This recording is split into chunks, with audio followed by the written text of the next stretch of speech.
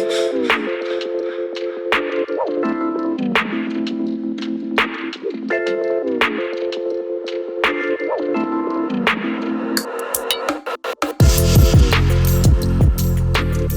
Happy New Year, everybody. I guess that's the only correct way to start off this podcast. This is number 18 of the Kris, Karl Photography podcast. And on that note, I want to take a moment to say a massive thank you to everybody that has streamed, downloaded, listened, liked, reviewed, critiqued, criticized, hated, interacted in any way with the podcast. I want to thank everybody that's been on the podcast and all of the people that will be on the podcast in the future.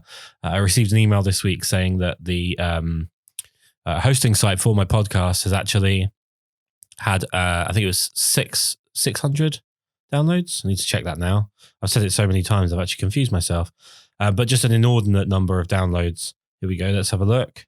600 downloads on the 17 episodes of the podcast that are available at the point of recording. That is bananas. I want to say thank you so much to everybody that has interacted in any way, shape or form with the podcast. The support is tremendous and completely unwarranted. I wish I was better at this, but it is really appreciated. Thank you all so much. This episode is going to be a little bit different. It is myself and nobody else. It is not with my wife. It is not with a special guest. It is literally me. I want to talk about 2019. I want to talk about 2020. And I want to talk about a new project that I've got going on. So 2019, let's do a bit of a review on what 2019 was for me. In the photographic sense, it was an incredibly busy year. I resumed testing and shooting headshots and portfolios for agencies, which I hadn't done for a little while. And that has pushed me towards a very important decision, which I will allude to a little bit later on. But it was great. I met some fantastic people, photographed some beautiful faces. And in terms of weddings, I think I photographed about 65, 67 weddings. It's in that ballpark. Crazy number. Probably the hardest year I've ever had as a photographer. Some really difficult circumstances to work under. Some very demanding clients, which is obviously the name of the game. But yeah, just a very difficult year overall. Very happy to have had a couple of weeks off now. Had a wonderful time over Christmas, saw some family, had some time off, spent some time with my lovely wife and puppy. It was a good festive season. I hope everybody had a great festive season or whatever they celebrate.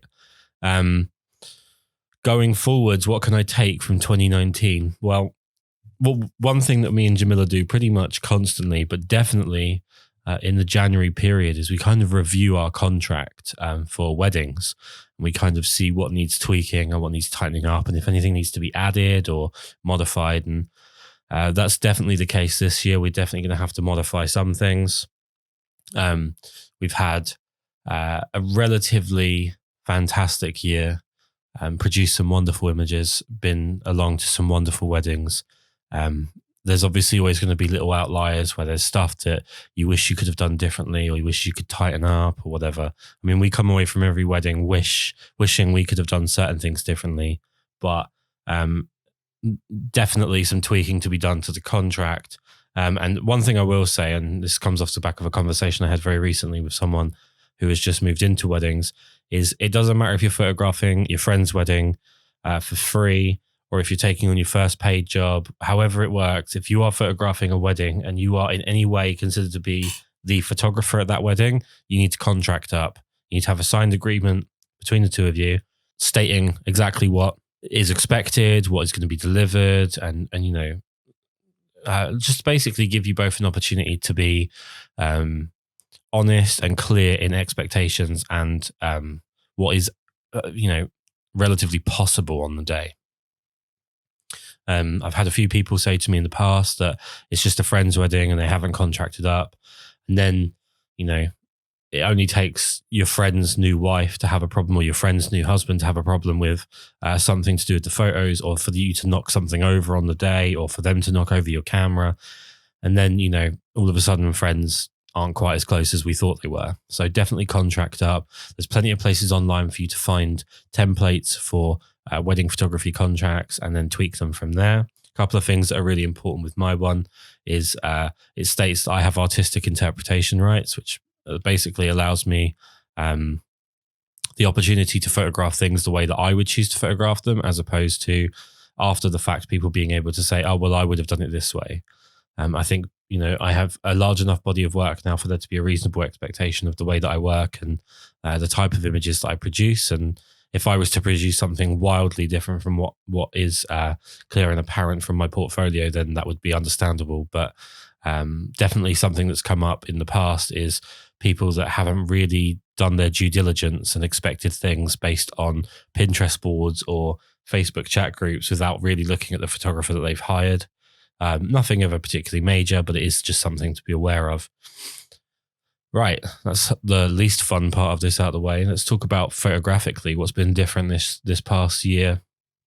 Well, the most obvious thing that I get asked probably every single time I see someone for the first time in a while is to do with me switching to Fuji. And obviously I've talked about that ad nauseum in the past, but the switch to Fuji was obviously quite a big deal for me personally. I've had people ask me a couple of questions to do with this, and rather than talk about the gear that I've got or the reasons, because that's all available on previous podcasts, I actually thought I would just answer a couple of questions that I've been asked so many times lately. One of them is, do I miss Canon? And I can say completely honestly, I do. I think anybody that has spent a significant amount of time using any piece of technology and getting used to its characteristics and its traits and the muscle memory, especially of using that particular piece of equipment, to suddenly use something differently, it's very jarring, and you do sort of miss the comfortability factor of what you had previously. So I definitely miss quite a lot about Canon. I actually surprisingly miss the optical viewfinder, which I suppose is understandable. I wasn't really expecting it, but it is understandable. You get used to a certain way of working. And I do miss the range of prime lenses that was available.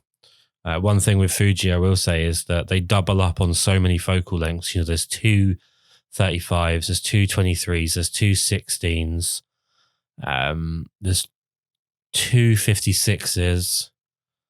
And everything else they've got isn't particularly far apart. I'd love to see them, add in sort of a 200mm equivalent for a crop prime, and I'd love to see them add maybe something in like the 70mm range, something very fast, so that you're kind of combining that focal length with a very shallow aperture. It's going to be a big lens. It's going to be expensive, but I'd quite like to have the option.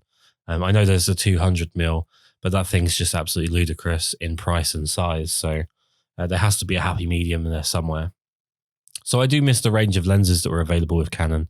And it's actually interesting. So in the last sort of 24, 48 hours, they've announced the 1DX Mark III, and the improvements that they've made to the 1DX Mark III to do with like your ability to select focus points using like a touchpad, and the use of the CF Express cards actually got me excited about Canon. And then I remembered I'm not with Canon. So, there's definitely still, I still have a lot of love for Canon. I have a lot of love for Canon users as well. I've actually recently directed quite a few people who were looking for recommendations on camera gear towards both Fuji and Canon. So it's not a case of me switching allegiances and pretending I never had any interest in Canon at all. And the other question I get asked quite a lot is, do I miss full frame? And it's a completely understandable question, but it's also one that's spurred on by the ridiculous nature of preachy photographers on YouTube and on Instagram and on different blogs and whatnot. I don't miss full frame in any way, shape or form. I tend to just want to take the camera that I have in my hands and see what I can do with it, and maybe not constantly be comparing it to everything else around.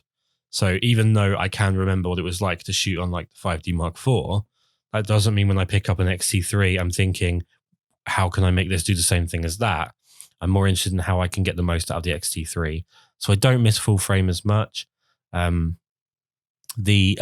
noise issue with a crop camera is it's not bad at all on the X-T3. It's not obviously ever going to be the same as full frame, but it's not bad at all. It's not anything that I'm particularly worried about.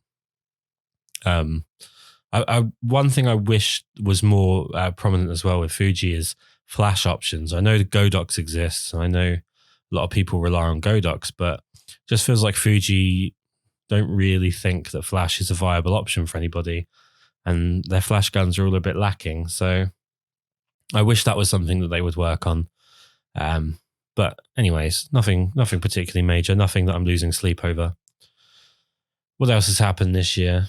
I mean, we're quite lucky to even be talking right now because obviously in the last few days we've had World War III declared with the worst president in history ever, according to everybody, President Trump, and the attack in Iran. And we've also had Ricky Gervais destroying Hollywood. We've had Australian fires that were definitely caused by global warming and not caused by arsonists. Yeah, it's been a fun time, right? 2019 was a particularly hard year, I think, for a lot of people. The elections in England were really bad. Very, very visceral, vile time. No one could exchange an opinion with someone that wasn't of the same opinion. Of someone of a different opinion. Everyone had to just, go through this cycle of confirmation bias. And I'd like to just see everybody calm down a little bit. Everyone get back to understanding that it doesn't really matter what you think. You're never going to win anyway. Just enjoy life for what it is. And on that note, something that I've noticed has been a big issue this year when it comes to sort of civil discourse and people getting on with each other is just the complete inability for people to take criticism and the complete inability for people to understand the difference between honest criticism and critique and abuse. And I'll keep this fairly limited because I have a tendency to move towards negative subjects and I don't really want to. This is a negative subject, but I want to hopefully bring something positive to it. There's a word you need to remove from your vocabulary. If you're older than 5 years old and you're a creative, you need to remove the word hater from your vocabulary. It's an incredibly childish, whingy, wimpy term to have in your arsenal of excuses for why you're not getting the attention you think you deserve. The very idea that any criticism that is brought upon you is down to someone's hatred of you is not only so self-servicing when it comes to the ego department, it's beyond delusional. You aren't above criticism. You aren't above critique. There are going to be people that say things that you don't agree with about your work. They're going to have problems with the work that you do that you don't think needs to be addressed. And that doesn't mean you have to address it. I'm not saying go the complete other end and listen to everybody that criticizes you and do everything that everyone says. Otherwise, you'll just be spinning plates and you can't make everybody happy. But what you need to do is to understand that when someone gives you an opinion, especially in the age of the internet where everyone's hiding behind a phone, everyone's hiding behind a keyboard, most of the stuff that people say online, they wouldn't say to each other's faces, positive or negative at that rate, positive or negative. You are able to dismiss something. You don't have to dismiss it out loud. You don't have to call someone a hater. You don't have to call someone names. You don't have to belittle their work. You don't have to get personal with them. You can just dismiss what they've said. It's very straightforward. Someone says, I wouldn't have done it this way. You should have done this, blah, blah, blah. You can say, okay. And then carry on doing what you do. People react in an escalating manner when you come back at them with aggression. So all you're doing is prolonging the irritation of having this person talk to you. Most people can be won over as well. There's plenty of interesting and incredibly fake social experiments online where they show you how people can be so easily won over if you don't just come straight back at them with anger.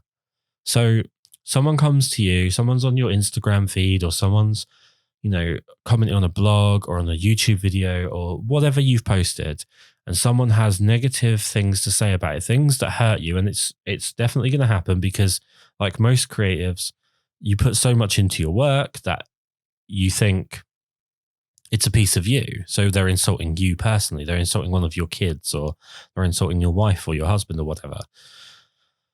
You can just dismiss it. You can just take a breath and dismiss it. And this is coming from probably the worst person ever at dismissing irritation. I'm someone who gets so wound up so easily. But something that's been so helpful for me is my wife basically cutting the apron strings with it and just telling me to grow up. And I absolutely agree with her. I've never liked the idea that the only reason anyone would criticize me is because they're a hater. That's seriously the most embarrassingly childish, trying to sound like you're of a different ethnic origin way of saying, I can't handle criticism. It sounds like you're trying to use like street slang, or you're trying to be cool.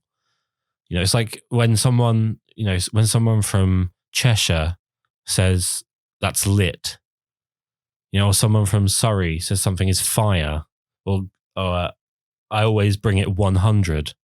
You know, it's just embarrassing when people talk like that. So firstly, it's embarrassing in just a colloquialism sense, but it's also embarrassing in the sense that you just have to learn to understand that some people won't like what you do, and they are entirely entitled to not like it, and they're entirely entitled to not be appeased in not liking it.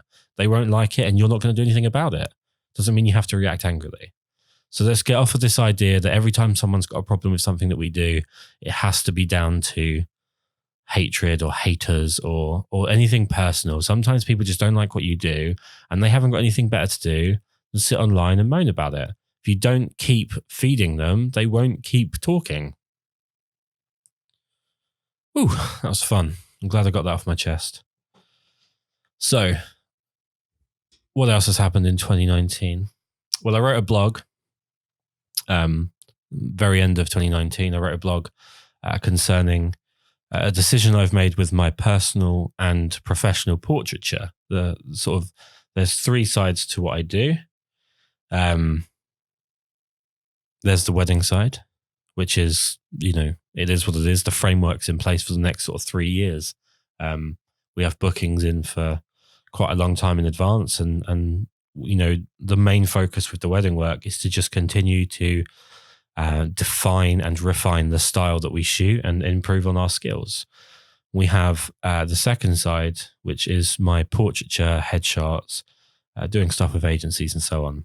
The decision that I made, and it's been a long time coming, is that I will focus almost entirely on photographing male subjects and not photographing female subjects. So I wrote a blog about this, and I'm not going to bore the pants off people listening to this by just reciting the blog, but essentially, I'm not a particularly big fan of a lot of the current trends of female fashion, of female makeup trends, and of the editing trends of the general public these days.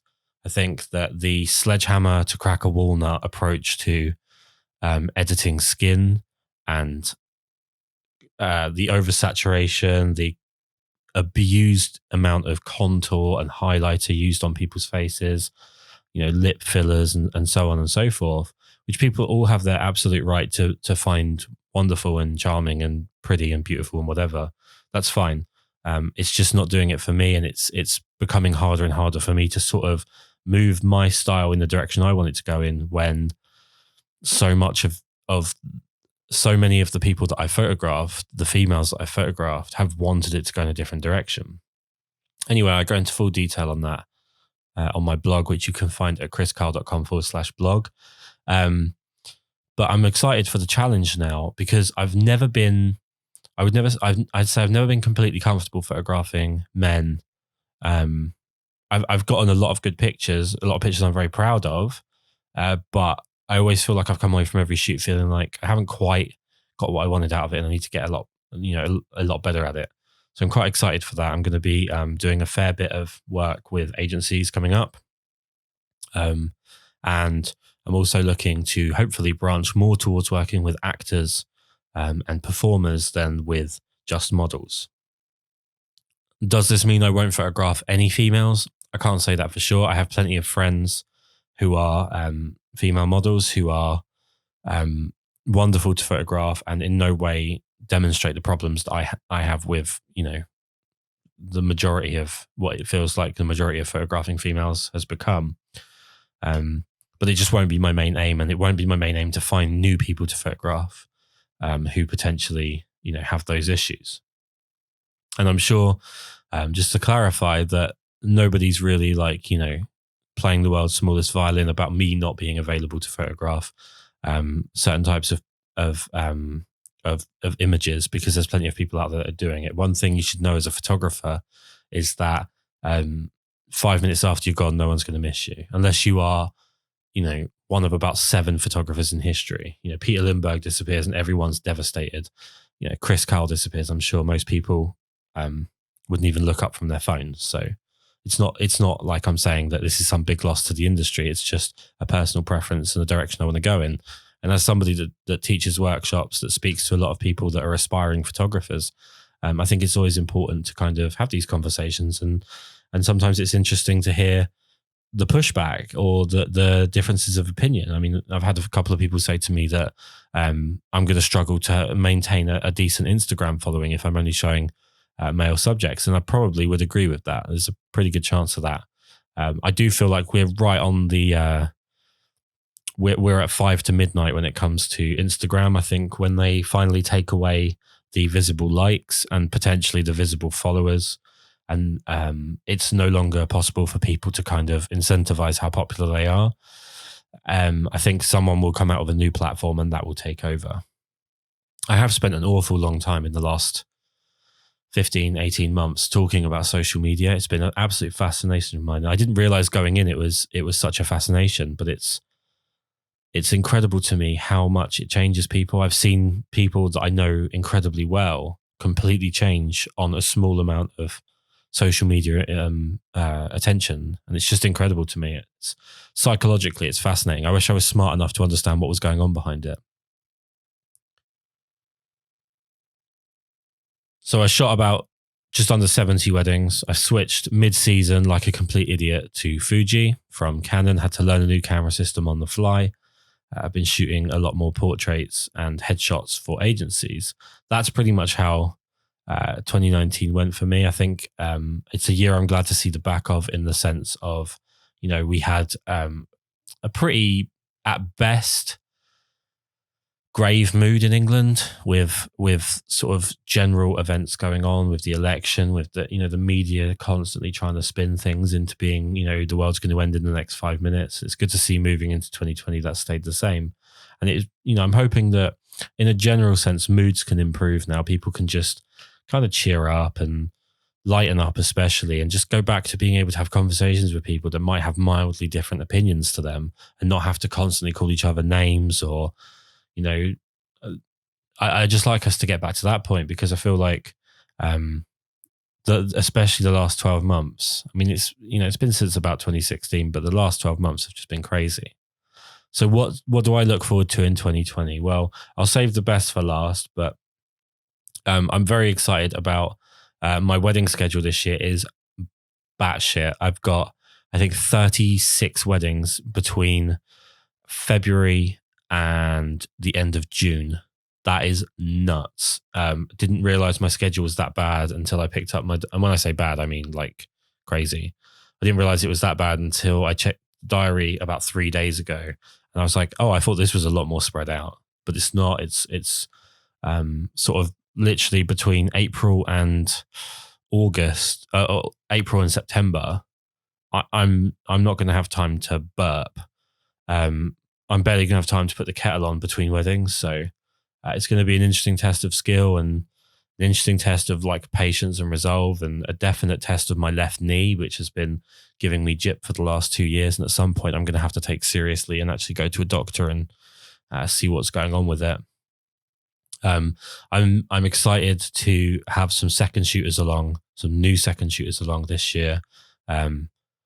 Last year we had probably like one major thing where I'd had someone come along to a wedding and second shoot, and it was their sort of first opportunity, I think, to do it. And it was just a very negative experience for me and Jamila. And they put me off for a little while, so I didn't actually have anyone on to work with us for quite a while. And now I feel like it's a good opportunity for us to have some people come in that want to learn, that are interested to see how it goes and to build up their portfolio and to kind of get some real wedding experience. So I'm really excited that I'm feeling that way again, because I didn't know if I was going to. The camera club has been an interesting one. So I joined the camera club I think it was back in September. And I think in my last podcast, when I'd had a drink, I maybe went a little bit over the top with some of my critiques of the camera club. But generally speaking, if I'm honest, I'm actually a little bit disappointed. I'm a little bit sad because I thought it was going to be an opportunity where I had some preconceptions coming in of some negatives about it, and that I was going to be proven wrong, and that I was going to really enjoy it. And I'm someone who definitely prefers to be around older people than people my own age. I've always been that way. I'm not really the biggest fan of being around. Like when I was a kid, when I was a 10-year-old kid, I was never particularly excited about being around, 10, 11, 12-year-olds. I would always want to spend time with like older relatives or whatever, just because I felt like I've always been a little bit over mature in a lot of senses. I have my moments, but I'm definitely someone that is much more interested in. I really like listening to intelligent people talk and pretending I know what they're talking about, and it makes me feel very good. So I thought that maybe coming in, I would have these preconceptions based mostly off of what I remember seeing and hearing with my mum being a member of a camera club. And she is still someone I'm definitely going to try and get onto this podcast at some point. Logistically, it's going to be a nightmare, but I'm going to try.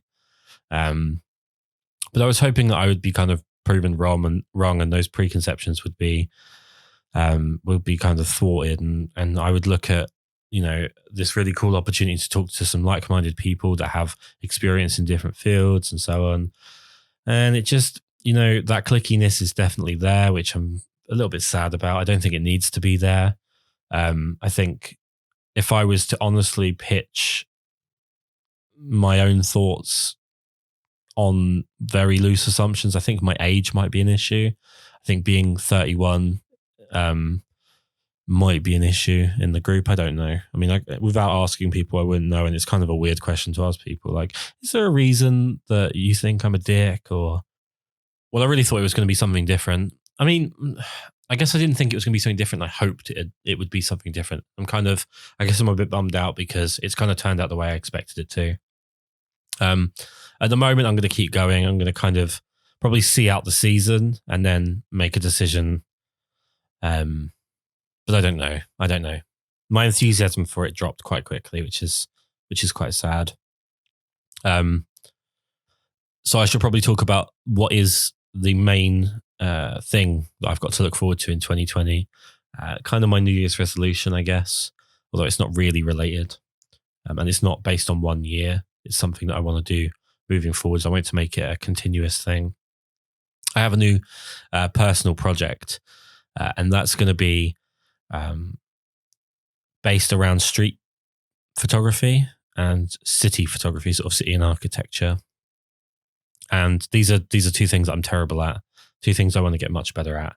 And that's generally the aim of the game. I've said to a lot of people over the years who've said to me about becoming wedding photographers, who've asked for the best way to get experience. And I've said to them, go and do street photography. Like you could wait all year for someone to give you the green light to come in and second shoot a wedding. And understandably, a lot of wedding photographers don't like second shooters that they don't know or are very dubious about someone coming in and taking their spot, so to speak.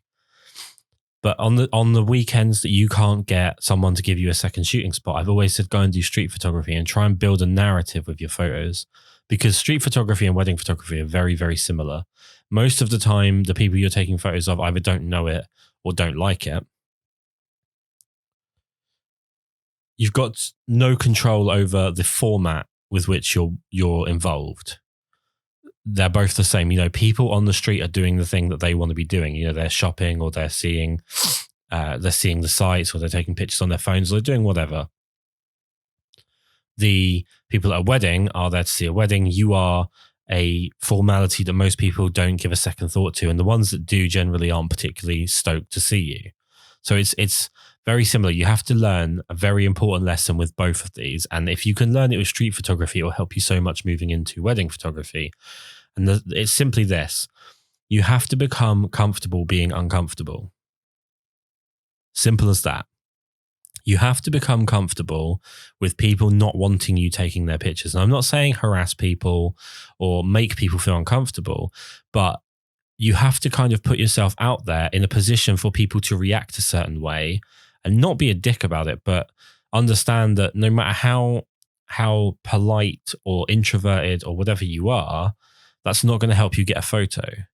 That you are going to need to go out and photograph and produce a narrative under those conditions as well. So I've always told people to go and do street photography as a substitution for wedding photography, and a great way to learn. And yet I don't practice what I preach. I don't do basically any street photography, even though I have a fair amount of interest in it. Certainly not. I'd say street photography is probably one of the genres that has one of the lowest hit rates in terms of decent images to the images being produced. If you look online, there are just random, it's like there are just pictures of people on the streets that has no narrative value, no photographic value. It's just a snapshot of nothing, but it just happens to be on a street, so it's technically street photography. So it's very hard to find the how would I put this? It's very hard to find that needle in the haystack sometimes. But it's a form of photography that I absolutely love. Looking at some of my influences on this, and some of the work that I really admire, it makes sense for me to start practicing what I preach and start using street photography as a way to build up my skill set and build up my ability to be comfortable being uncomfortable, and especially get used to this new camera system that I'm working with, all towards making myself a better photographer for my business. So the new project is called the 3291 Project. You can find my website at the numbers 3291project.com. So 3291project.com. I'm also on Instagram at 3291project. At the moment, all I have is some old storyboards of images that I took back in 2017, 2018, and some in 2019 of just a couple of trips that I've taken, San Francisco, New York, to the Emirates and to Belgium. And I'll probably add some more as I manage to dig out old hard drives and look for older images. But that's not really the point. The point isn't to just pump out content regardless of how it was produced. My aim is to take several trips over the course of this year and beyond, to America, Europe, potentially elsewhere, and also to utilize being in a very interesting country, albeit maybe not exactly where I live. I need to travel into London, possibly Brighton, Portsmouth. There's characters all over the place, and there's interesting places to shoot everywhere. It's just about getting out and doing it. So starting tomorrow, which tomorrow is in 43 minutes as of recording, but starting tomorrow, I'll be heading into London. Not quite sure where I'm going to go yet. I'm kind of feeling Borough Market at the moment. And I'm going to go and photograph some street images, try and get some narrative in there. I've set aside some gear that's going to be sort of specific to this project. So I'm not carting everything that I own around with me, because that would just defeat the purpose. I've even picked up some gear specifically for it. But I'll also have a GoPro with me. I'll have a GoPro with me on my shoulder or on the camera, depending on the sort of setup and where we are. And that will be there for me to produce some videos for YouTube, where I kind of document my progress and show the images that didn't work, and hopefully there'll be some that do work, and kind of it'll show me as much as anyone else how I kind of ended up at the point that I did. It's not something that I expect to be amazing at by any stretch. It's not something I even at the moment expect to be good at, but it's something that I'm really excited to try and improve at. So again, if you want to see any of the images I have up at the moment, it's 3291project.com, or on Instagram, it's at 3291project. I've had a few people already ask me, why is it called 3291 Project? And it's a personal thing. It's a personal project, and the number has a personal meaning, and that's really all I'm going to say on it. But as far as gear goes for it, for those that are interested, I mean, there's always people that are very interested in gear, so I'm happy to talk about it. So I'll be using an XT3. I've got a black XT3, which I've blacked out the writing on it so that it's a little bit more sleek and a little bit less noticeable. I purchased a 35 and a 50 f2, the weather sealed lenses. I figured the weather sealing would come in handy, And I kind of like holding myself to f2 as a widest aperture, especially on a crop, because it still gives you good depth of field. I've got the 16mm 1.4, which is just eternally my favorite Fuji lens. If I was to go back to Canon and I could only take one lens with me back to Canon, I would demand that Canon do something that is similar to this 16mm 1.4 Fuji lens.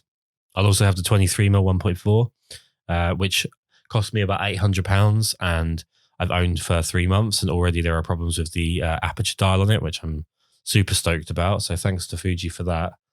And I also picked up the little Pancake 27mm 2.8 lens, basically because I had a love affair with the 40mm 2.8 Pancake on the Canon, and I want something that's kind of equivalent and small and inconspicuous, and I can kind of carry in my pocket if I need to. If I just need to take the camera out of one lens on, it's a pretty decent focal range. It's a fairly decent aperture. Also, for those that are interested, the GoPro that I'll be using is the GoPro Black 7 or GoPro 7 Black, whichever way around you say that. Still haven't really got used to getting a decent image out of a GoPro that I think is worthy of what they show on their adverts. That's one thing I will say. I've seen even people like Peter McKinnon say that, you know, the footage that GoPro puts out as demo footage compared to the footage that you get out of a GoPro is wildly different, and I certainly agree with that. The only other lens that I might throw in the bag with me as well is this wonderful Mitacon 35mm f0.95. It's a beautiful manual focus lens. It's so heavy for its size, and it's got such a beautiful focus throw. The one problem I would have with it is that I would constantly feel obliged to be shooting at sort of like f0.95 to f1.4, and that's not really the purpose of this project. One thing that's been fun, actually, I have this terrible habit of being almost dyslexic with camera menu systems. I absolutely hate them. And one of the things with the even the Canons, where I'd had, I think, 6 or 7 5D Mark IVs over the space of a couple of years, I would still find new things in the menu all the way up to the day that I decided to switch. I was still finding stuff in the menu systems that I didn't know was there, because I'm just not particularly interested in reading the manual, and I'm really bad at sort of, looking for little hidden gems in the menu systems. And the Fuji, I actually recently found out that I can have split screen and have my, in manual focusing mode, I can have focus check on one side of the screen and still keep an eye on my composition on the other side of the screen. And I'm absolutely aware that a load of people that use Fuji are just smacking themselves in the forehead, like, how did I not know that was there? But I was really excited when I found out about that. But yeah, the purpose of this project really is just about improvement. It's about working on composition and working on storytelling and photography. And I would honestly implore everybody listening that wants to improve their photography but doesn't really know how, as opposed to going out and buying gear, which will make you feel like you've improved and it'll give you that feel-good feeling for about 5 minutes, to actually take on a personal project. I've always got something going on. Maybe I don't always advertise it. Maybe I don't always talk about it. But I've always got some kind of personal project. I'm always trying to beat myself, beat the photographer that I was a year ago or 6 months ago or a week ago. I always want to be better than the last time I photographed a wedding. And having a personal project in place allows you to do that. So I'm really excited to get started with that. In fact, next Sunday, we fly to Washington, D.C., so I'm sure I'll be able to get some interesting, if nothing else, architecture, but I'm sure there's some great street photography to be had in Washington, D.C. We come back for a week and then we fly to New York, where I've been 5 times now. And I love New York. I'm going to go and spend like half a day or a day in Chinatown, because I absolutely love the beaten up aesthetic of the buildings there. I'm so excited about that. That's going to be great. And if you are someone that's interested in going to New York to do some photography, but you're worried about like the cost of it and so on, it's not obviously the cheapest city in the world. But one thing I can say is that if you're someone that likes to stay in like a fairly decent hotel, but wants to sort of save money, then I would strongly suggest Row, which is just on the back of I think it's on the back west side of Times Square. So it's like 1 block over from Times Square. wonderful location. Like you are in the like almost the busiest part of Manhattan. But it cost me, I think this past year I went on my own for 4 nights, I think it was, and with Virgin flights and the hotel, the total was about £700. Which obviously, if you take out a little bit of time, you want to have a shorter trip, and you could potentially book cheaper flights or whatever. You could have it for a lot cheaper, and it's just it's a nice, cool, modern little hotel. Has the most annoying lifts in the world that constantly give me static shock, but other than that, I can't really complain. And don't get the continental breakfast because all their fruit is crap. But yeah, no, New York's obviously going to be a great place to go.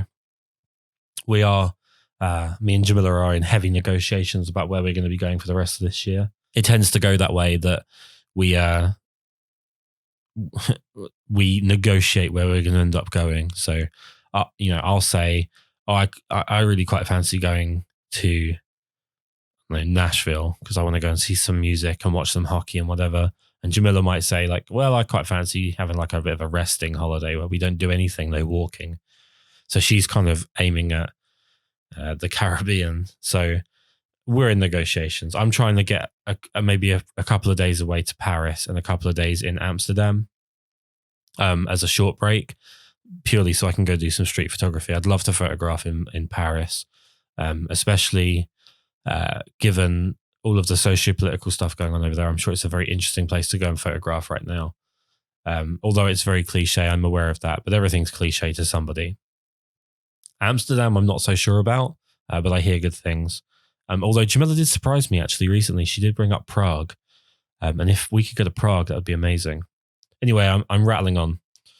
So my aims for this year, for 2020, my New Year's resolution for 2020, excluding this side project, my aims for 2020 are to improve my composition. Like I need to overhaul my composition. I've spent far too long depending on when I'm at a wedding, when there's, maybe time is pressed. I've just been depending on narrow depth of field and shooting through stuff. And that will kind of save me from having to be particularly clever with composition. And I want to move away from that. I want to get better at composing images and creating some interesting narrative, and maybe look at there's some phenomenal videos about cinematography. Every frame of painting on YouTube is just an absolute mecca of information. And there's a few others. I think, is it Channel Kris? Top of my head, I can't remember, but definitely Every Frame of Painting.